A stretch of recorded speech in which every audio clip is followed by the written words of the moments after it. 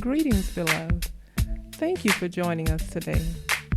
Have you ever wondered why so many women are not equipped for marriage? It's because being a woman does not make you a bride, no more than being a woman makes you a mother.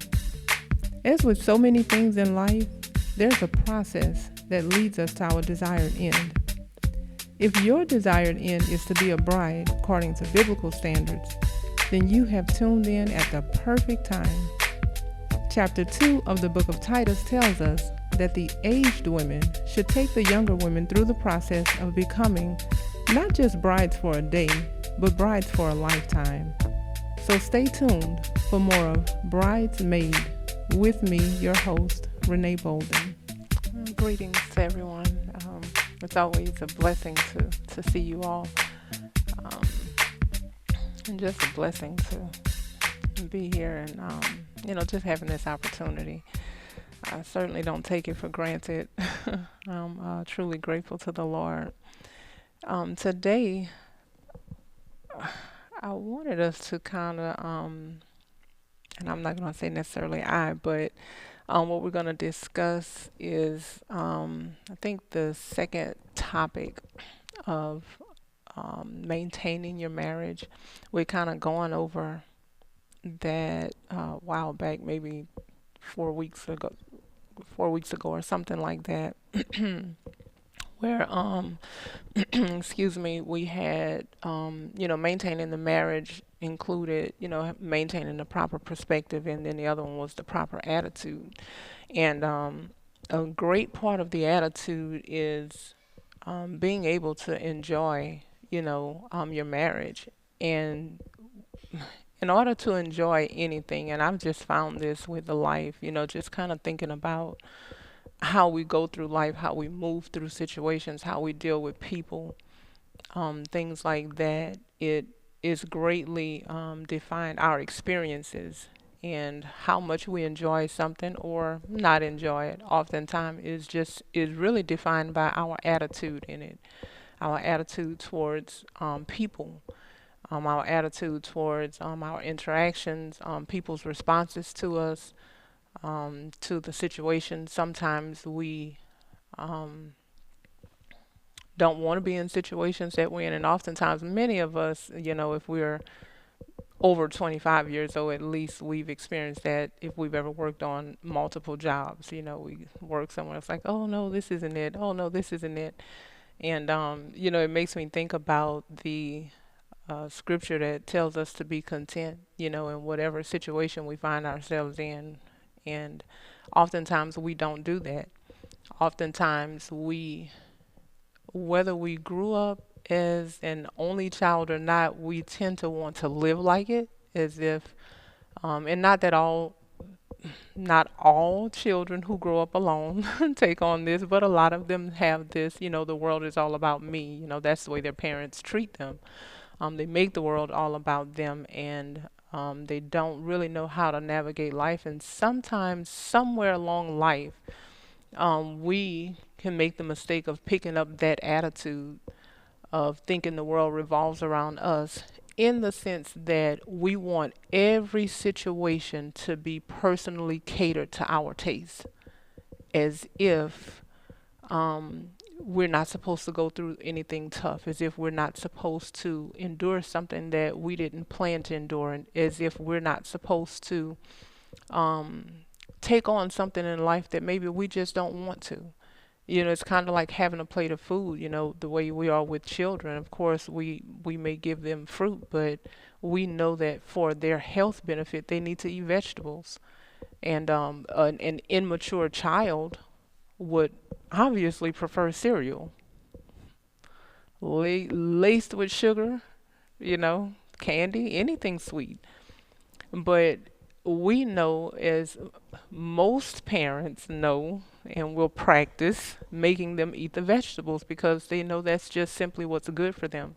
And as adults, I guess it's to our benefit, but it can also be to our demise, that we have free will and we have that free choice to choose, how we're going to respond to situations. Are we going to eat the vegetables because we know that's what's good for us. In other words, we're going to deal with these situations in life that maybe we don't necessarily want to deal with, these situations in life that seem maybe more challenging than others, these situations in life that challenge us to be a better person. And, sometimes we feel comfortable right where we are. There are situations that challenge us to come out of our comfort zone.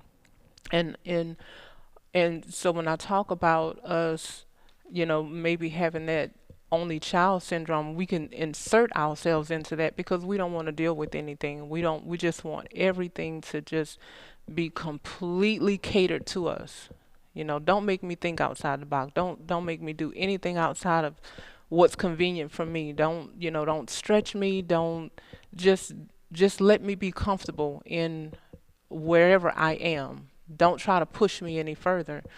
And if we're like that and we find ourselves like that in life, that same thing is going to show up in marriage. And so, that's what I'm talking about, us having the proper attitude in marriage, because our attitude makes a difference, in everything. And sometimes I think about how much we project that onto our children or children that we have influence over. They see us, and you can just take something like a worship service, and you'll see what if the parents are standing up worshiping, the children are more likely to do it.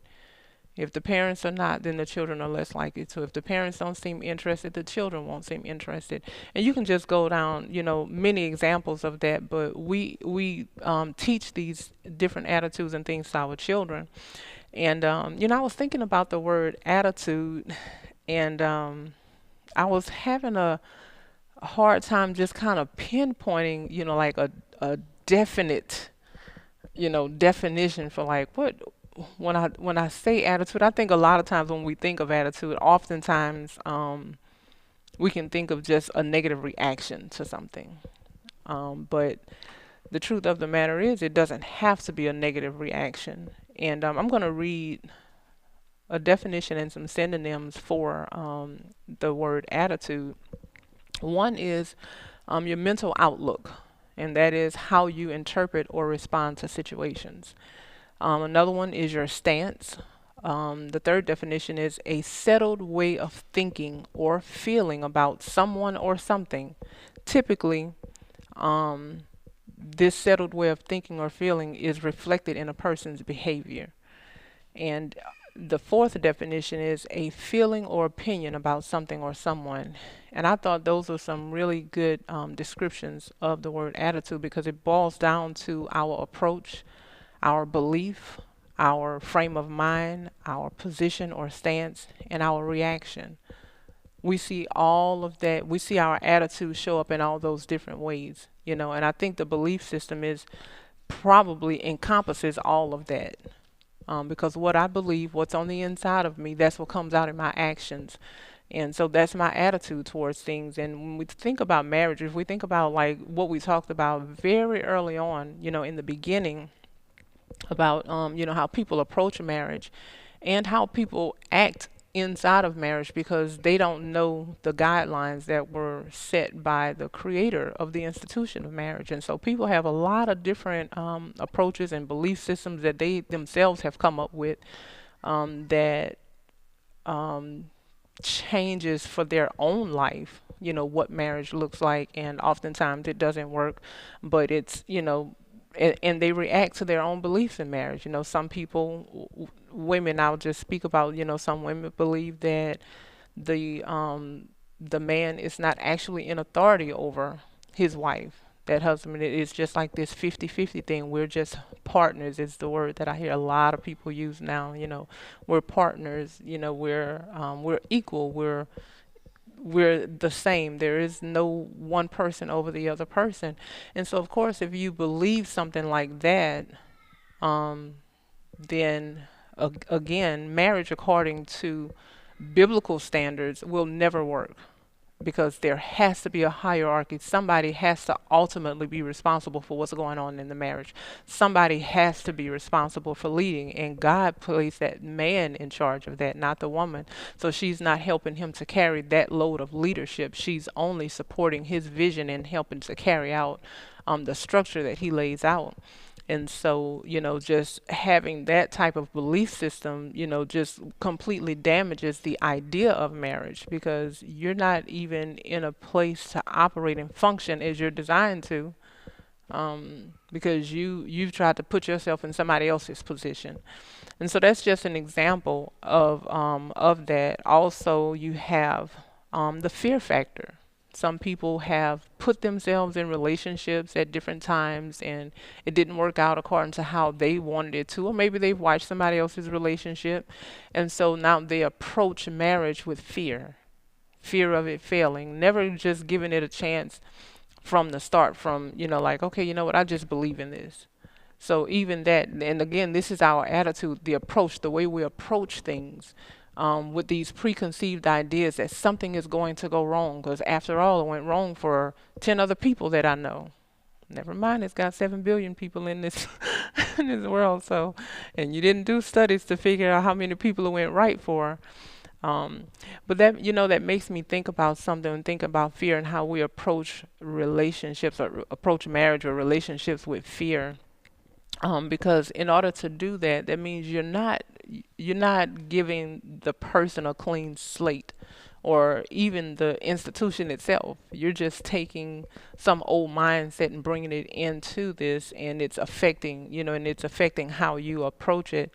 And I remember many years ago, I had talked to this. He was the HR manager, and we were actually going over my resume at the time, and I'm not sure how it came up, but I don't know, maybe this is just some kind of life's advice that he gives to people. But I can remember him saying, it's wrong for people to have to work their way up to 100, with you. If And he wasn't speaking of me specifically, he was just speaking in general. That was his mindset, that we should allow people to start off at 100%, and if they do things to deduct from that, then so be it, but not us starting people off at zero and making them work their way up to 100% with us, and that was the way he coined it, but it's really just giving people a clean slate.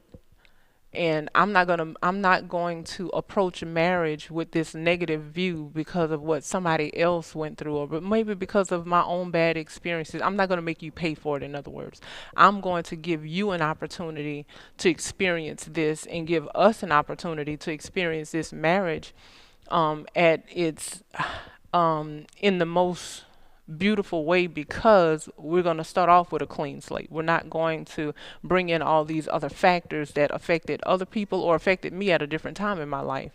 So that's another thing, our attitude shows up in how we approach things.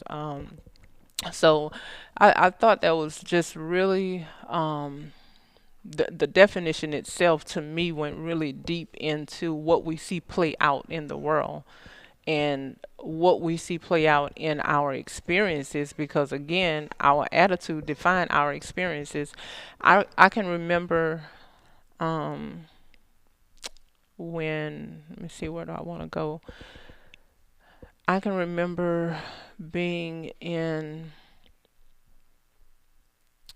um I'll just compare middle school and high school. So in middle school, like, get to like seventh grade, 12 years old, interested in boys and things like that. And, like, you're just very aware of the opposite sex at this point. Not that just in a different way. It's like, because your mind starts to kind of churn about, boyfriends, how boys are looking at you and things like that, what you yourself look like. And, but it wasn't a pressing thing. It was just kind of something that was happening at the time. Okay, yeah, some so and so have a boyfriend, and that's all cute and whatever. And but I was still very much kind of so childlike and kind of aloof, like, just I wasn't consumed with the boys. I wasn't consumed with this idea of having a boyfriend at some point. I wasn't consumed with, any of that. And so in that, I was more, I guess maybe more, just more free to just be who I was. I was just, I was very, very immature, very childlike, and so I just kind of played a lot and things like that, and that's just who I was, and that, and I wasn't necessarily conscious of, oh, how do you see me if I joke about this, or how do you see me if I laugh like this? How do like I just wasn't conscious of that. So, um, my attitude about life in general was just more pure and just not as I wasn't as affected by this idea of how people see me. Then I move on to high school, at that level. And of course, now it's like the whole dynamic changes because now my mind is set to, like if I date somebody, I want it to be one person and I want to marry this person. And so now there's this whole consciousness of how do people see me. And I'm just talking about how, our frame of mind and the way we react to things. That's my attitude changed now about life. Whereas before I'm just kind of, just really just being a child. But now I'm thinking more along the lines of adulthood. So my reaction to life is changing now. And this is just a funny story. Sometimes, or a funny thing. It's not a real story, but sometimes I think back on how people look at you when I first got into high school. We had this area. We called it the mall. In high school, it was this inside area that was very, very, very long, like and wide, like the halls of a mall, a shopping mall, which is I think why we called it that. It was very long, but whenever the weather wasn't the best outside, that's where everybody hung out at and had benches lined the walls, and so you have all these groups of friends just hanging out. And so whenever I would walk in there, and of course the restroom was on the very far end, so you had to walk the runway just about to get to the restroom. That's what it felt like. And so when I went into high school, I was just so consciously aware of like, these boys, somebody might be my future husband, I have to make a good impression, looking at all these things. And I will walk so carefully so carefully. Now in my mind I was just thinking like I just don't want to fall down. I don't want to slip on anything. I just don't want to, and so that was my thought behind it. I'm just walking, I'm just gonna walk carefully through here. And I remember my sister told me one time, one of her friends said, your sister walks like a model. I thought, well, that's one way to look at it, but you have no idea what's going on the inside of me when I'm walking through here. Because I can promise you, I'm not thinking about being a model when I'm doing this. But I was just thinking about how even my reaction to life and my approach to that, the way I was thinking, even caused me to walk a certain way. Like that's how much it affected me. It caused me to walk. In a way like I didn't want to do anything to make myself look bad in front of some guy. Like I can't be embarrassed, like that.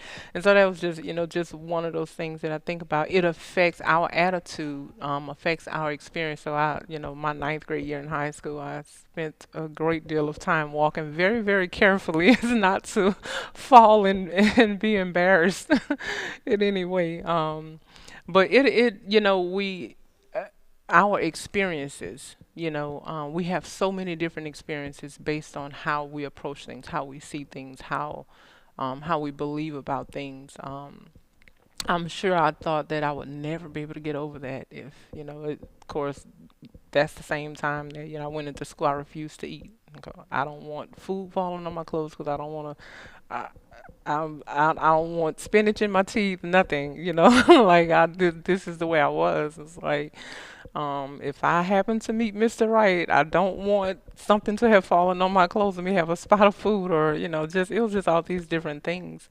And so we have these reactions to life, and those things were important to me.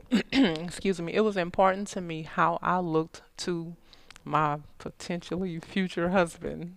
That was important, and so that showed up in my attitude, with how I carried myself and things like that. And so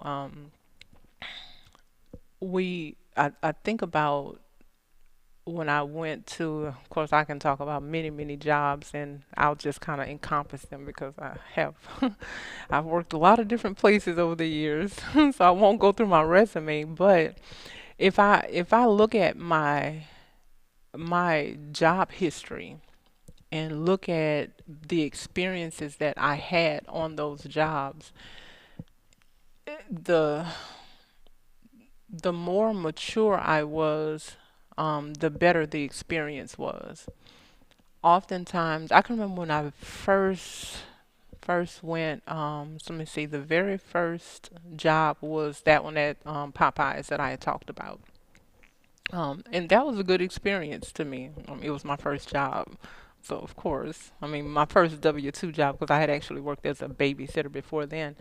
So look, I'm just happy to get a paycheck. So, that was all well and fine, for me. I didn't have any gripes about it or anything like that. I was just good, but that was my attitude. I was grateful. And so that came out, when they needed somebody extra, if I was available, I went. If they, just however, I was a team player. And so then, I think one of the next job I had, it actually started off as a volunteer job because I had gone to school for office occupations, and we had to find our own internship. And so I found this office, who would take me as a volunteer to come and, work for them because I had to put the things that I learned in school, I had to put it into real life practice and see if I could actually do the work. And so I went there as a volunteer, and they thought that I worked hard enough that they created a position for me and actually hired me on, to work there. Again, I had this attitude of gratefulness. I was just happy to have the opportunity to, put these skills to practice. I could have a resume, so I was really grateful. And me being grateful, it showed up in my work ethic. I had no complaints. They trusted me with the key to the office, and I was like, wow, this is an honor. That's the way I saw it. And then I worked at a place. I worked a whole lot of temp jobs in between there. This is just one. I just have to say this for no apparent reason, but just to make you smile. I worked at a job where it was set up like a lab, and you had all these petri dishes and all these little metal pebbles. And we had to take something that looked like tweezers and we had to pick them out and pick them out. And I was like, I was not grateful for that. I was grateful not to go back to that assignment. It was a temporary thing, but I have no idea what we were doing. I don't know what type of company that was. I don't know what we were doing with those things, but okay, so but that was just like I said, just something to make you smile. And so from there, I had went to work at another job. It was a credit collection agency, and on that job, it started out just fine to me. I was excited because this was going to be like my first full-time job, like working 40 hours a week. So I was just thinking, oh, that's a lot of money. I was really happy at first. Like, this is a lot of money. And at that time, I think the pay might have been, oh, I don't want to lie. It might have been 4.25 an hour, maybe maybe it might have been 5.15 an hour. It might have been 5.15 an hour at the time, something like that. But look, full time work, I was excited. And so I go on and, into the job, and it's really just some prompts that pop up on the screen. The computer dial the person and you just read what's on the screen and wait for them to respond. And, if they're going to make a payment, you put it in the computer. Well, they started to do something a little bit differently, and it's like, okay, we need you all to push harder to get these payments in and, get these people to pay these bills. Ask them to borrow money from their family members. And I was like, I don't borrow money from family members. I don't believe in that. So there we go. I had a belief system in place that went against what they were trying to get us to do, for their company to be successful in their minds. And I had a real issue with that. I was thinking, okay, people fall on hard times, things happen, but how in the world can I tell somebody to go borrow money from their family when that's something I've never done? I don't do that. I don't even believe in that. Like just let them work out whatever they need to work out. If they had the money, they pay. That's what I was thinking. Of course, now I know that people just don't always pay their bills. Sometimes they'll go shopping instead of paying bills. But at that time, I did not know that. I just thought, well, if you have a bill and you have money, you're gonna pay it. And so, I could not deal with that. No, I chose not to deal with that. And I was like, yeah, this isn't for me. I just I'm not gonna I cannot ask these people to go borrow money from their family members to pay a credit card. I was like, if they were gonna buy food, yes, but to pay a credit card, mm-mm. So I had gotten so fed up with them pushing, pushing, pushing, and that I just remember that Friday night I was scheduled to work that Saturday, and that Friday night I had just made up in my mind, in my heart, I'm done. I'm not going back. And the crazy part is that what I found out the next day, because they were calling me, wanting me to come back, they were ready to promote me to another position because they thought I worked so well. I was like, I can't do what y'all asking me to do. I was just simply, and they were like, come on, we're gonna give you, because it was like they were like, you didn't show up and you didn't call, and we're gonna have to give you a pink slip, and we don't want to do that. Just come back and work another shift, and do. I'm not coming back because I'm not saying all of that stuff. I'm done. I'm not. I'm finished with it. So but again, that was a belief system, and so what happened, because my belief system did not line up with what it was gonna take for me to be successful there. I exited. You know. And it turned out to not be a good experience for me because I was appalled at the fact that they would ask people to do that. Like, how dare you? What do you mean borrow money? Like that's not something you do. And so because I was appalled at it, I couldn't see myself being a part of it. And I hope you all get the parallel of where I'm going with this. It's the same way in marriage. You can go into marriage and you have your own belief system, and you think, no man is going to tell me what to do. I'm already grown. I'm going to do what I want to do. And when that man knows his place and his position, he's not going to back down. And so when two belief systems are present, one of them have to exit.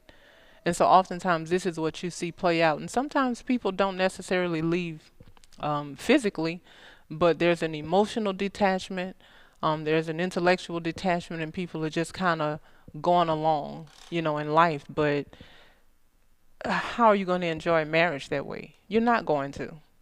There was no way I was going to enjoy being at that job knowing, like, at some point, I'm going to get in trouble for not saying this, because I'm not going to say this. I'm not going to ask these people to go borrow money from their families. Like, and I don't know how you want to adjust your script, which they weren't planning to. So my thing is, okay, well, let's just part ways right now. This doesn't have to get any worse because it was a burden to me. And that's what marriage will feel like. That's what marriage will feel like, to us if we're trying to operate within a system with our own belief system. If we try to bring our own program into it and not do it God's way, if we try to do our own thing and not follow our husband, then we start to have a bad experience. And so, and you see this play out. Of course, we talked about the sisterhood, the last time, and that's a lot of times the cries that we hear from the sisterhood. They had a bad experience. Well, your experience is dictated by your attitude in something. And so, if that's the case, then we have to check our attitude against what situation we're inserting ourselves into. If I'm going on a job and they're expecting me to do a particular job, expecting me to do particular tasks, I need to have this understanding. And then I need to decide what my attitude is going to be about it. Am I going to um, go along with the program? Am I going to adopt their belief system? Am I going to do what they think it takes to make this work? And that's the same way it is in marriage. We can have the most pleasant experience and we can have the most horrific experience. But it's going to be based on our attitude and how we approach that situation.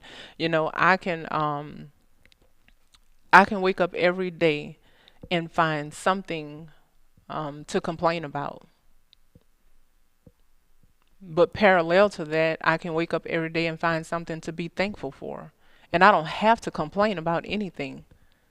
It doesn't matter if something doesn't go the way I thought it would go. It doesn't matter if I had a plan and my plan didn't work out. It doesn't matter if I had an expectation and it didn't pan out the way I wanted. So I don't have to complain about it. That's a choice that we make. We make a choice about the attitudes we take into situations, and that includes a marriage. And so when we're talking about maintaining a marriage, I can tell you that you're not going to you're not going to maintain a marriage um, focusing on everything that's not going the way you want it to go, trying to insert this belief system that really makes life revolve around you, and you maneuver everything to get your way. I'm going to do this way, this way. I'm going to talk this way. I'm going to maneuver everything just so everything can pan out just perfectly to fit me. Because when you're in a marriage, you're not in a marriage by yourself. And you can't make it about you personally. And then we as wives, of course, as we've talked about before, we are the helpmeet. We are in service. And I know, people kind of cringe at this idea that you're serving your husband, but of course, you know how I feel about that. To me, service to me is supposed to be an honorable and a beautiful thing. It's not something that we, especially not as believers, we should not see that as something negative. We should feel elated to be able to serve.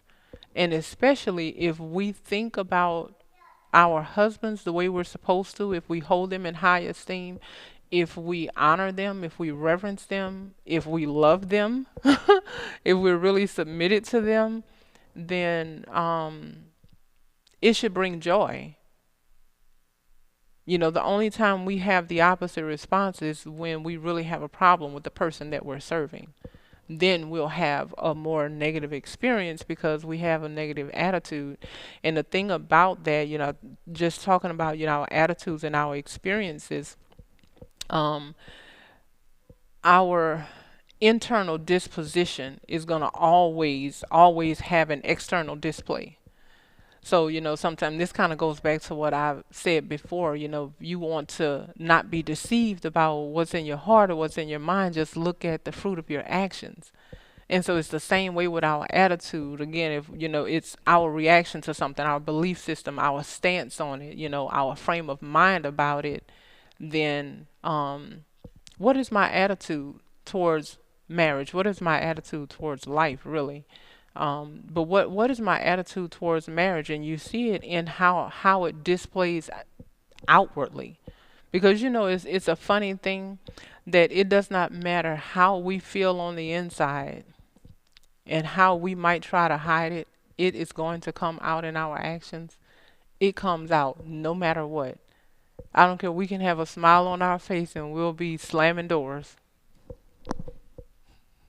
I'm okay. It comes out. There, I don't know what it is. It's something on the inside of us that um we can't really hide the way we truly feel. It doesn't matter how much we cover it up. And so and those things those things show up in marriage. And what happens is you have two things two you have two um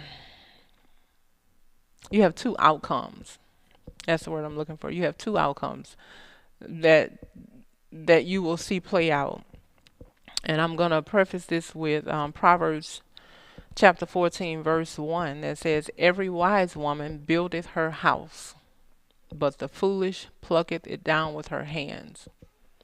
So, whatever attitudes we have about marriage, whatever attitudes we have, and really, just to broaden this, about life, whether it's employment, whether it's school, whether it's relationships with friends or family, um, whatever it is, whatever our attitude is, one of two things is going to happen in that, and that's either we're building it up, or we're dismantling it. We're knocking it down. We're plucking it down. We're destroying it. That's the only two things that are happening. So when we're talking about maintaining a marriage, we have to have the proper attitude, because the wrong attitude or the wrong belief system starts to pluck away, chip away. It starts to damage. It starts to eat away. It starts to tear it down. Um, I think about a game that we used to enjoy playing a lot. This is some years back, and the game is Jenga. I don't know if most of you may be familiar with it. The building blocks, and I was thinking about that in conjunction with the scripture, about a wise woman buildeth her house, and how, each person in the game, you have to carefully place these blocks in such a way where you're building this tower. And the whole idea is that you're building a tower. And so your experience tells you, how to set the blocks in a certain way so that it provides weight on the other blocks to provide more stability. And so there's a way, that you're inserting them, you're building, which is the same thing that happens, in marriage. You start off, and there has to be, number one, a clean slate. You need to, if you're not healed, at least know, be aware of yourself enough to know that you need to be healed, so that, and know that it takes God to heal you. I feel like this is from my notes perspective. This is out of place, but I'm saying it because it's coming up. Every woman who gets married, especially if you're not a virgin and you left home and you didn't just move from your father's house, you're moving into your husband's house, more than likely you picked up some hurt and offense and bitterness somewhere along the way, and you need to be healed. God is the one who heals us. Marriage does not heal us. Husbands do not heal us, and husbands know that. They understand that they don't have the ability to heal another human being. That's God's job to do that. So oftentimes women make the mistake of trying to put that burden on that husband. That's one sure way for you to tear your marriage down, because I can tell you what it starts to look like is the bulldozing. I'm going to be sad, and I'm determined to be sad, and I'm determined to not like something in life every day, every week. And you are going to have to do something to lift up my spirit. You're going to have to do something to pick me up. You're going to have to do something to try to make me feel happy today. And that man is going to get tired of that. I think a husband who loves his wife, he wants to see her happy, and he will do things to make her happy. But at some point, that's going to get old, where you're pulling and pulling and pulling, and you're pulling. Heal me with your love, heal me with your gifts, heal me with your sex, heal me with your hugs, heal me. And it's like, okay, no, it's never ending, because it's not going to work. It's not designed to work that way. So no, marriage is not going to heal you. Having a husband is not going to heal you. Having children is not going to heal you. Having a sisterhood is not going to heal you. Having a perfect job is not going to heal you. You need to turn to your creator and allow him to bring you back to that natural state that you yourself moved away from because of all the wonderful decisions that you made for your life. So don't, that's something that's one of those things that will damage and tear down a marriage.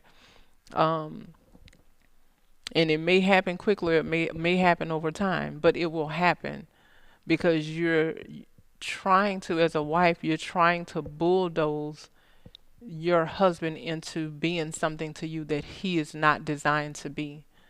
And if he's a man, a masculine man, he's going to stand his ground and he's not going to get pulled into that. So what do you have there? Two different belief systems. I believe you're supposed to heal me, and he's like, no, I'm not.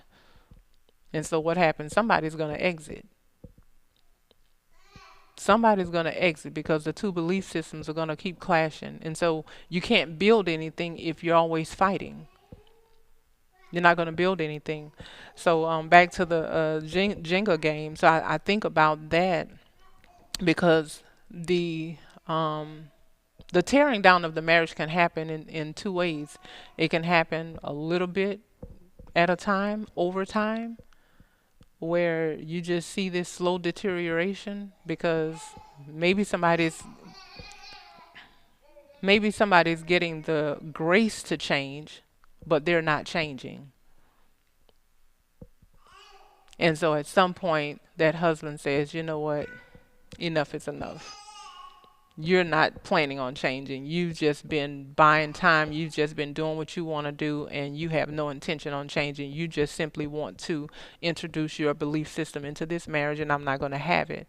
So sometimes that happens in the long term because, again, that person is getting grace to change, and the husband's being long suffering, but then it's just like, okay, enough. And then you have the scenario where it's like the Jenga game. You can spend all this time building, slowly crafting exactly where you want to put everything in place that's meant to make it stable. You know that you need healing. Maybe you've already petitioned the Lord to heal you. Maybe He healed you. Maybe and you have trust. You have a belief in the marriage institution. You have um, respect for authority. You're moving into all these things that will build and strengthen it. But just like with Jenga, with that game, you can move one piece one time and the whole thing crumbles in an instant. And marriage can be that same way. It can be one thing that you do that just shows and proves to your husband, you know what? No, all this other stuff that you've done, this was all a show. You're not really here for me. I've heard stories, and many of you may know and may have heard people talk about how they thought they had something, and then the time of testing or the day of testing came, and they figured out, kind of like the story I told with the woman who, by all appearances to her husband, she was into him, she supported him, she was with him, they had a great relationship, she served him until his income bracket changed. And then it was, no, she pulled back, according to his report. She pulled back and stopped being the wife that she had shown him all those years. And so that happens that way. And it's going to be devastating, for that to happen. But the point is that it can happen. it is possible that you can make the mistake of mimicking in marriage what it looks like to build. Oh, see, I have your back. Hey, I support you. I'm here for you. I love you. I respect you. I'm your friend. I'm your confidant. I'm everything you need. And then a situation occurs where you're not getting your way and the true you shows up. And the way so in the game, you pull a block and you pull the wrong one and everything crumbles. What it looks like in real life, because you can do something. You might act a fool. I saw this on a sitcom. This it's kind of the same scenario. This man dating a woman, and she has quite an interesting outlook on life, and he's trying to deal with her and trying to deal with her and trying to work with her and trying to give her a chance to grow. And then this one time, she just completely just went too far, and he was just like, okay, reality check. This isn't going anywhere. You're not changing. This situation is not changing, and the sex isn't worth it. Moving on. And what happens is once a husband detaches like that and says, you know what, this is over, that for most men, that's just what it is. It's over. And you can try to transform into the wife all you want. You're just gonna be transforming for somebody else, because when they're done, they're done. And so it's going to, oftentimes it might not play out with that husband going to divorce court the next day after you act a plumb fool. And you might not think you acted a plumb fool. You might think, oh, I was just having an off day. But for him, when you pull that one block out of the wrong place, it it made everything crumble. Because now I'm facing the reality is that this could be the rest of my life with us building something and you always pulling the wrong block. Building something and you always pulling the wrong block and tearing it down. And he understands that he's not going to get anywhere like that. He's not going to be able to progress in whatever his purpose is. He's not going to be able to move forward having a wife that's always plucking down the house, plucking it down. So we have to be aware of these things as wives so that we know how to, again, some of us, we all know we can get a man's attention. We cover that part. A lot of women can't keep a man, but then in the event you do and he marries you, you still have to maintain. You cannot go backwards. You can't go on cruise control is what we call it. Don't assume that what you did to get married is going to be enough to stay married for the rest of your life. Obviously, because we change, we grow, we mature, things change. And we talk about that with food. Our taste buds change. What I liked at 5 years old, I can promise you a lot of it I don't like now. In terms of eating. And so we have to know that in order to maintain our marriage, that we have to have the proper attitude, and that also means knowing what the wrong attitude is, knowing that you cannot, you're not going to successfully build anything by mimicking. It has to be in our hearts. If I love and respect my husband, it's going to come out in my actions. And if I do something that's displeasing to him, that's going to show up in my actions. I'm going to actually have a godly sorrow that leads to repentance, that actually leads me to change what I'm doing. I'm not going to just try to find different ways to maneuver in, okay, well, I'm going to have my way. I'm just going to do it a different way. Last time I put a yellow blanket over it. This time I'm going to put a blue one over it. And maybe you just won't notice because you like the color blue. I'm just saying. But we do that when we're mimicking instead of just allowing things to get in our heart and flow from our heart. And we're not going to be able to build anything stable Not going to be able to build a stable marriage if we're just mimicking what we think it takes. We have to allow that to be in our hearts.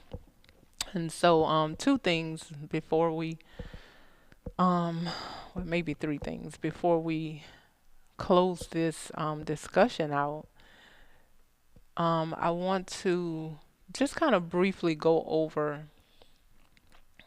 some of the attitudes that break down marriages, and this is just kind of based on some of the women that we're familiar with, or maybe we've read in depth about them in the Bible. So we have some. I'm gonna go over some of the attitudes that break down marriages, and then the attitudes that build them up, just a little bit more in detail. So on this list, breaking down, we have Eve as an example from the very beginning. She started it off with a bang. And I chose to describe her as proud because she was going after knowledge. And I was just kind of thinking about how wives can make that mistake.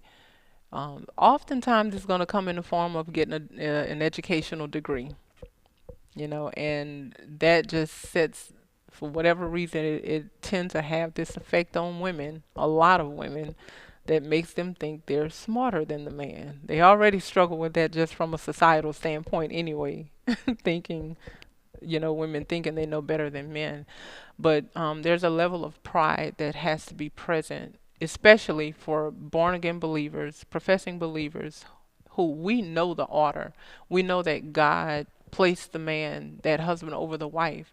And so if God placed him in authority over the wife, it just lends to the idea that maybe, just maybe, God knew that the person in charge, the person who's leading, the person who's in authority, is actually smarter. And no, I'm not saying that women are dumb. I'm not saying that women aren't intelligent in any way. But what I am saying is that God chose the right person to lead. And so pride, has a wife thinking, oh, see if I can. I would venture to think that most women think that they can outcook a man and outclean a man. I personally disagree with that. I do. I think women do it more often, and I think women probably have more of a passion for it than men do. But I don't think that equates to a woman being able to do it better than men do it. And I think, and I'm just using those two examples because those are two things that women are so directly involved with, that we can make the mistake of thinking that because by our own standards, we are really, really good, or maybe somebody gave us accolades and said, you did a really great job, that places us above our husbands, and that's pride. You doing something well, or you doing something even excellent, still does not place you above the man that God put over you. So make no mistake about it. It's like people saying that a mother can take care of a child better than a father can, or a mother loves a child more than a father does. I completely disagree with that. I think what we see is that things play out in different manners, but I don't think it diminishes the love or the compassion that a father has for his children or his ability to care for them. Completely disagree with that analogy. I think mothers have a nurturing aspect to them that fathers don't have because of their makeup, but it does not make them a better parent. It just means that they have something to offer in a way that the husband does not have to offer or the father doesn't have to offer. But it still does not make you the better parent. It does not make you superior to your husband because you have that. You just happen to be the one that God gave that to. He could have easily given it to the man to be that way if he wanted to.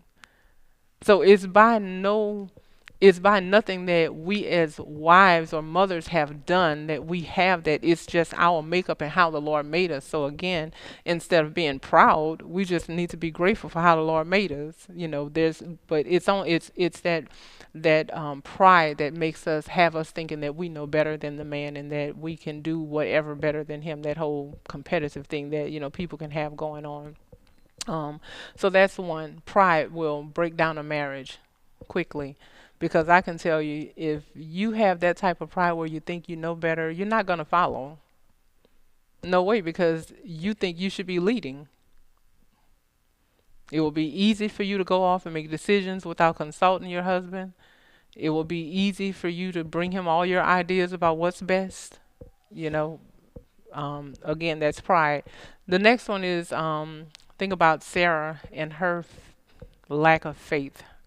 The faith, and I'm just thinking about the Lord spoke a word to them about them having a child. And what did she do? Because of her lack of faith, she goes, and I'm going to go find my handmaid here. Come into her so we can have a child.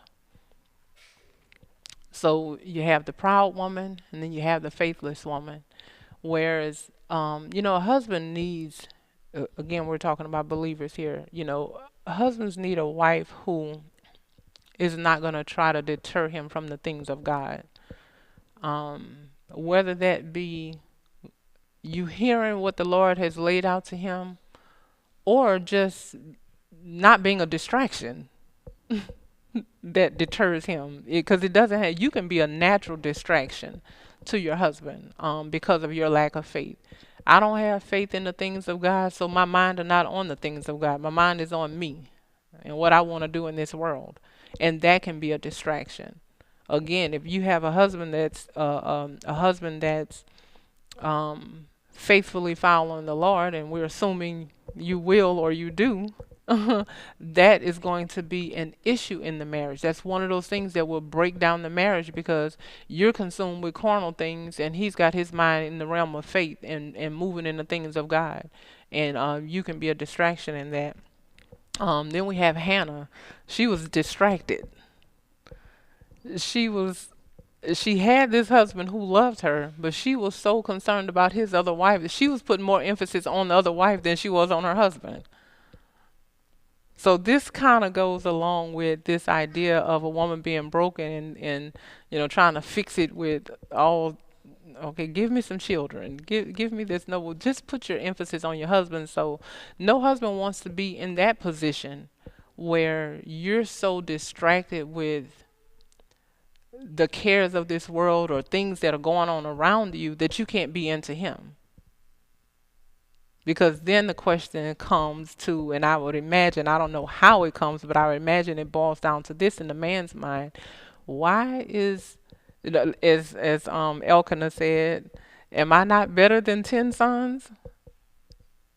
Am I not? Why are you so concerned that so and so don't like you? Why are you consumed with that? Why are you consumed with the fact that you got passed over for a promotion on your job? Why are you consumed with the fact that, you know, I don't know, whatever the case is, somebody had children and you haven't had a child yet? Why are you consumed with these things? Why am I not enough for you as a husband? Why do you have to have all this extra? So what it looks like to that husband when when a wife can be distracted with all these other things, that okay, do you even really love me? Or do you love the sisterhood more than me because you're concerned about them accepting you? You love your parents more than me because you're concerned more about what they have to say than you just being into me and enjoying me as your husband? Or you love the children more than me? You understand what I'm saying? She was distracted with things outside of her marriage. And then you have Michael, David's wife. She was offended. You got the proud wife, the faithless wife, the distracted wife, and the offended wife. When everybody else was celebrating him and honoring him and his victories, she had a disdain for him in her heart. That's a sad place to be in when you're married to somebody who is a great husband for you because God brought you all together. So that's the greatest for you. But you somewhere along the way have gotten offended and you have this disdain. So you're married to somebody who should be revered, somebody who should be honored, somebody who should be respected, somebody who should be held in high esteem and in high regard. And other people are able to do that, but you yourself are not because you're offended. And then the last one I'm going to share is the wife who's irreverent. This is Queen Vashti, just irreverent that the husband can ask, request, petition her to do anything, and she doesn't do it because she has her own mind about what kind of wife she's going to be. So it doesn't matter what you're asking me, whatever it is, if I don't want to do it, it's just not going to get done. And that can play out in so many different ways. We kind of touched on this, in several of other times. I forgot. That's going to be the main one. I forgot. Um, these children have me worn out. I couldn't get to it. I'm just overwhelmed with life. And you're putting too much on me. It plays out in a lot of different ways, and some people can just be straight up just nasty, and no, I'm not doing that, period. There are some wives who can be that way, but either way, it's the irreverent. So the proud, faithless, distracted, offended, irreverent wife, all those attitudes, when they show up in marriage, it breaks down the marriage. you it simply is not going to work, and you can take those same attitudes and apply them to any situation.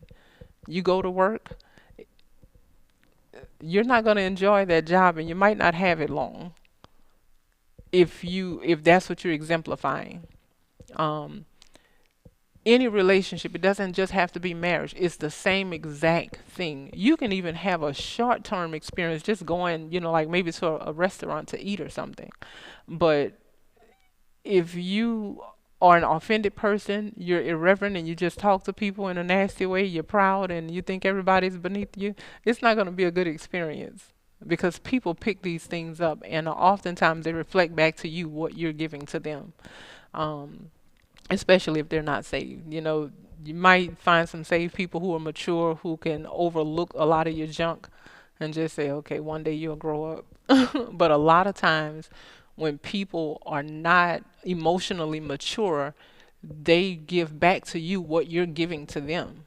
So that's why I say all the time, pay attention to how people respond to you. I had I had the opportunity to watch this play out with somebody, and I'm sure it's happened in my own life, but I was watching this from the outside looking in. This lady that I worked with, she kept having these same experiences with people, and the odd part is they kept using the same words to describe her. Like they put up with her for so long, then they get tired and there'd be this blowout, and they use these same words. And she said, one day she had went to her car, she took an extended lunch because she was hurt by the whole thing, and she called up some friends and family members who really liked her and got them to tell her how wonderful she was. And then she was able to reflect on how all these people are saying the same thing. I think one of the ladies told her, maybe you need to stop and look at the fact that several people have told you the same thing and ask yourself why. Why are you getting this response from people? Because we give ourselves a pass based on our good intentions. Well, I didn't intend for it to come across that way. I didn't intend to offend you. I didn't intend to send that message. But of course, as I say, communication is the message sent and a message received.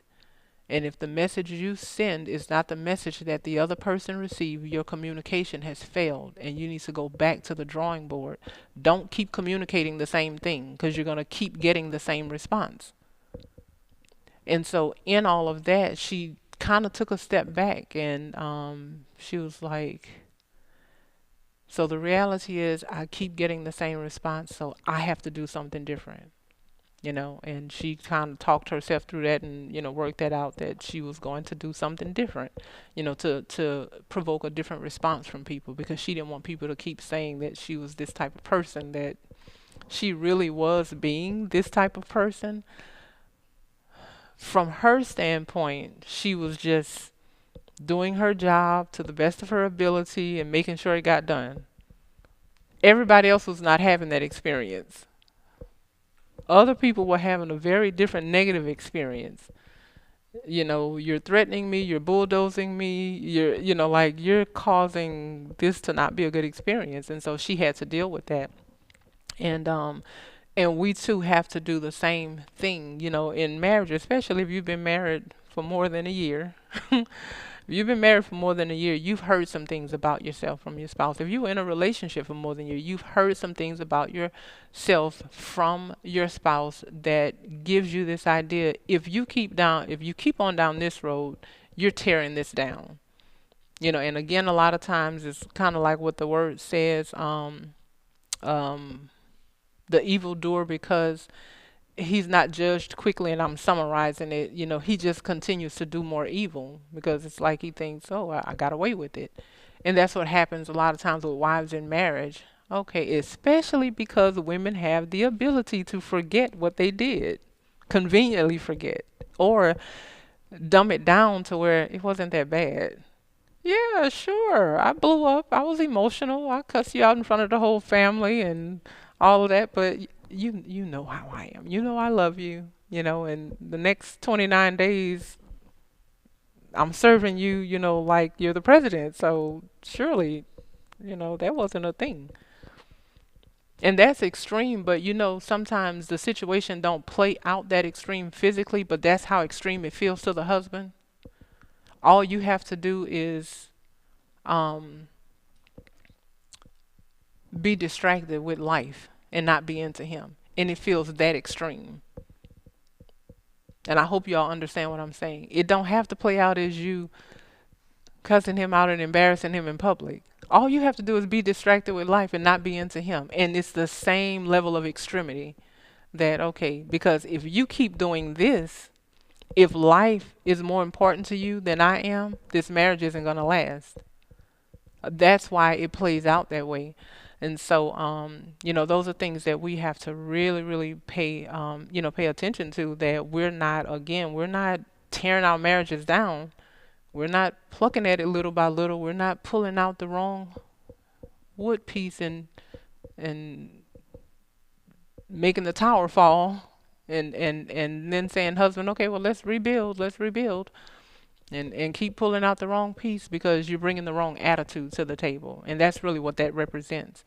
The wrong attitude about following, the wrong attitude about being in submission, the wrong attitude about what it is to be a team player, the wrong attitude about what it is to serve, the wrong attitude about what it is to love without hypocrisy, to love without restrictions, to be vulnerable, to be present, and to be unselfish. I think that's probably the biggest thing in any relationship, is to not be selfish.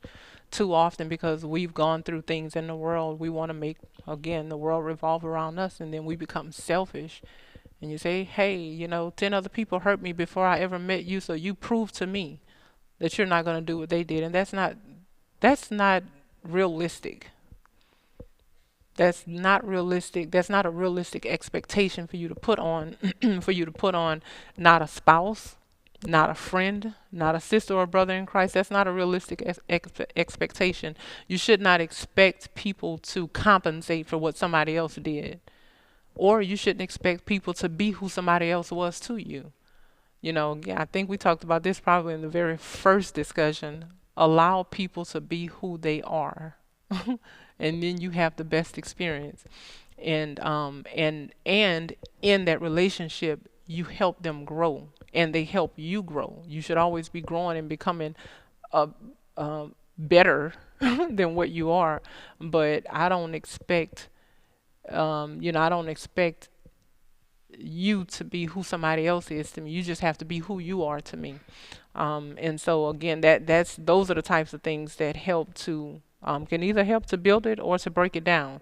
And so, of course, we're talking about maintaining. So we're going to talk about a few of the women just in the Bible who had the attitudes that build marriage. Abigail is one of the first ones that come to mind. We know how she was wise and she was honorable towards David. She was wise, number one, in knowing her own husband, because of course she was married to Nabal at the time. That all of that took place with David getting offended at him and wanting to demolish everything. She was wise in her interactions. Number one, being aware of her surroundings. So she wasn't oblivious to what was going on in her own house and in her own marriage. She knew her husband and she knew how he could affect other people. And so she used wisdom, and that wisdom, when you see it, it was something that was going to affect everybody. She used wisdom to help save the lives of other people. She wasn't being selfish, because she could have just said, you know what, that's my husband. um he called it, he said this is what's going to happen, and that's just it. But a wife is going to have wisdom in how she reacts to situations. So she was aware of what was going on in her own life, and then she knew David, and she knew enough to honor him and to respect him and to approach him with respect. Like, okay, let me see if I can do something to kind of help what's going on here. Again, she was being a helpmeet. She wasn't going against her husband, but she was saving his life. That's for sure. And then also, of course, she had the ability to what's the word I want to use? She had the ability to remind David of his importance. I think that's important for a wife to be able to do. And I'm just talking about her attitude and her characteristics. I think it's important for a wife to be able to do that. A wife needs to be able to remind her husband who he is to her, and how important he is, not only to their marriage, to their family, but to the world, to the community, whatever it is he's involved in. He needs to. That's why the first one in maintaining the marriage is having the proper perspective. You need to know who you're married to. You need to know what his purpose is, because you need to be able to uphold that. But if you don't know that part, you're not going to have the right attitude towards him. So it's important to be able to do that. Then we have Elizabeth, who is, we believe, was the first cousin to Mary. Um, I think faithful would be a good word, faithful to her husband, faithful to the Lord in waiting on him to bring the promise of them having a child to pass. And the one other thing about her that stood out was her ability to rejoice with Mary and with her situation, with her being honored by the Lord to bring the Lord Jesus Christ through her womb. She could have been jealous. Well, why didn't the Lord choose me to bring forth Jesus Christ? You see what I'm saying? A lot of times we have that, we can be blessed with something, but then we're still jealous about what somebody else has. And that type of thing weighs on a husband, because it goes all the way back to this brokenness that you want him to fix. And then you'll be like Hannah, give me some children. Your other wife is on number 8, and I haven't, I don't have one yet. And I'm just kind of throwing some erroneous numbers out there, but it's the attitude behind it. So she was able to rejoice at how Mary was honored. And so in that, it's the difference between pulling on that husband to have to comfort you about something that you really shouldn't have to be comforted in, versus the two of you being able to just enjoy somebody else's happiness and be happy together. I'm telling you, it makes a difference. And so the other one would be Queen Esther. She was submitted to and respected and honored her male authority. And you know how she did it? She stepped out on faith, following his instructions, talking about her uncle, Mordecai. She followed him. I don't think, from reading the story, it don't seem like she thought she had the ability to do what he was pushing her to do. but she had enough respect and faith in him as her authority that she followed him. That is very, very important. We can take the route and put all this emphasis on ourselves that says, oh, I'm not capable of doing that. Oh, that's not me. That's not my personality. Oh, I'm too shy. I don't want to do this. I don't want to do this. I don't want to do this. And just don't support our husbands in whatever it is. And it can be something natural or spiritual. Or he can say to us, would you do this for me? Would you? Just him saying that is him showing that he has faith in you to carry it out. Yeah, I know I've done that a lot of times with my husband. He'll ask me to do something, and I'll just say to myself, well, if he have faith in me to do it, I guess I can do it. Like, I don't have faith in myself to do it, but I'm gonna just, I'm gonna follow his lead. And it works out well.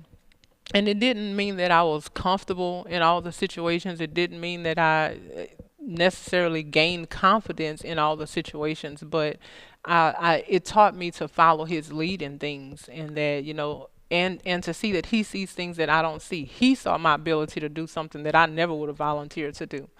And so that's something that was one of the ways that Queen Esther, exemplified her attitude of honor, submission, and respect, for male authority. She followed him. He led her in how to go about, saving, saving their people. And then the last one I'm just going to mention is, one of the most popular is the Proverbs 31 woman. And you see her, working hard for her family. She contributed to the success of her family. She contributed to building up their family, strengthening the marriage. She put a lot of effort and work into making sure their family unit stayed intact. You see, she had a business and she knew how to sew, and it was just, she had a lot going on. It was a lot that she was able to do to contribute to her family. And so that's another thing also. While, we talk about women not being a busybody, and wives not being a busybody, and I think that's really, really important not to get caught up in things unnecessarily, which comes with managing your time and prioritizing things and knowing what's most important, and not allowing your to-do list to um, overtake life, period. That was one of the things that I was doing that I didn't, I simply didn't comprehend it and didn't understand how to maneuver through it at first when I was hearing, about being a busybody. In my mind, I'm taking care of home, I'm taking care of the children, I'm getting things done, I'm making sure dinner is ready, I'm making sure, and all the time it's like, okay, but what am I doing with the relationship with my husband? Because I was allowing all those things to take precedence over me building a solid relationship with my husband. And I didn't realize it. I just kept thinking, but these are things that need to be done. So what I do, like eventually, I got there to where I understand now, because sometimes you just have to start a new to-do list for tomorrow. You don't neglect the relationships with people to make sure you can check off everything on your to-do list. People are way more important than what you have to do in this world that's going to pass away. Your relationships with people, we are meant to have strong, healthy relationships with people. And so, you know what? If I have to modify what I'm cooking for dinner, because rice is quicker to cook than potatoes, then I might do that so that I can spend an extra 30 minutes talking to you. I'm not going to put you on hold and bypass the opportunity to interact with a real person because I want to check off, I cooked the perfect meal today. And so we have to think about, that type of attitude. That type of attitude, is what builds marriages, when we're willing to do the work and bring that, but we also know how to balance that out and not be able to prioritize. Hey, I will do anything for my family, but not at the expense of the relationships with the people in my family. That's the important part of that. And so I think that's just about all. I'm gonna just share these last few notes that I have here. We have a choice to make. Like I said, the fact that we have the power to choose, it can be beneficial or it can be detrimental, depending on what attitude we choose to have in every situation. It can build up or it can tear down, but it's up to us. So when we're talking about our marriages, we want to maintain. We don't want to just get married. We want to remain married and we want to enjoy it. And how much we enjoy it is going to greatly depend on the attitude that we have while we're in it. So, we can keep it or we can kill it. We can restore it or we can ruin it. We can build it up or we can break it down. We can improve it or we can impair it. We can save it or we can sabotage it. But it's up to us. What we do with it is completely up to us. But I'm saying to you, just like I said, in the beginning, I can wake up every day and find something to complain about. I can complain that some child died in a senseless shooting. I can complain that some old person in a nursing home, their family stuck them there and don't go and see about them. I can complain that, government officials are making bad decisions. I can complain that babies are being aborted, every day, all day long. I can complain that, the red light at this intersection is too long and they need to shorten it. I can find a lot of things to complain about. Or I can choose not to. I can choose to find things to be thankful for. I don't have to focus on any of those things. It doesn't change the reality that they exist, but I don't have to focus on it. It does not have to be the center of my life, and it does not have to be the center of my attitude. I can find things to be grateful for. I can rehearse in my mind what I'm grateful for, what I'm thankful for. And I can rehearse in my mind about those things because there are some things we can't change, but there are things that we are able to change. And I just believe very wholeheartedly, and I don't know who coined this phrase. I'm not sure where it came from, but be the change that you want to see. That's really just all it is to it. If you're not having a good experience in a situation, change your attitude. If you're not having a good experience in marriage, change your attitude. If you're not having a good experience in anywhere, work, church, school, wherever it is, change your attitude and see what happens with that. And so, with that, I'm just going to say this one last thing, and that is live life outside of yourself. Make sure that your service is not restricted to your home, your close friends, and your close family. Expand your territory and really, I could say it like this, increase your love walk and care about somebody other than yourself, because when all you care about is what can I do to get my family saved? What can I do to get my friends saved? That's all still surrounded around you as an individual. It's like, honestly, a lot of times when people do that and your concern don't move outside of your own family, it's just you trying to get friends. I'm just trying to pull some people close to me that I feel comfortable with already. I don't want to be friends with new people. That's really all that is. It's selfish. So think about that. When I say expand your territory, another way to say it is, increase your love walk so that your love extends beyond people that you know and people that benefit you, whether it's benefiting you for friendship or whatever else, it may be. Because again, we all have a purpose, and I believe that we are meant to touch people's lives and we're not meant to live life unto ourselves. So let us bow our heads and pray. Heavenly Father, we thank you so much again for this day, God, and we thank you, Heavenly Father, for your healing. We know that so many of us have been broken, and there's so many broken women all over the world because of the different decisions that we've made and different situations that we've put ourselves in. But Heavenly Father, we believe that you are a healer, and you can not only heal physical wounds, God, but you're able to heal us emotionally. And we petition you for that, for every area that maybe we haven't been healed in, and stand in the gap for women who are broken and need healing, who are professing believers and think they know you, but they have not yet trusted you in that area. God, we stand in the gap for them, knowing that you are able to heal heal us emotionally. And I pray, Heavenly Father, that you will help us, Lord God, to do the things, have the proper attitudes, and carry out in our actions those things that it will take to maintain the marriages that you have blessed us with or will bless us with in the future, and also just to maintain healthy relationships with people that you have placed in our lives. We thank you and we praise your name. In the name of the Lord Jesus Christ. Amen.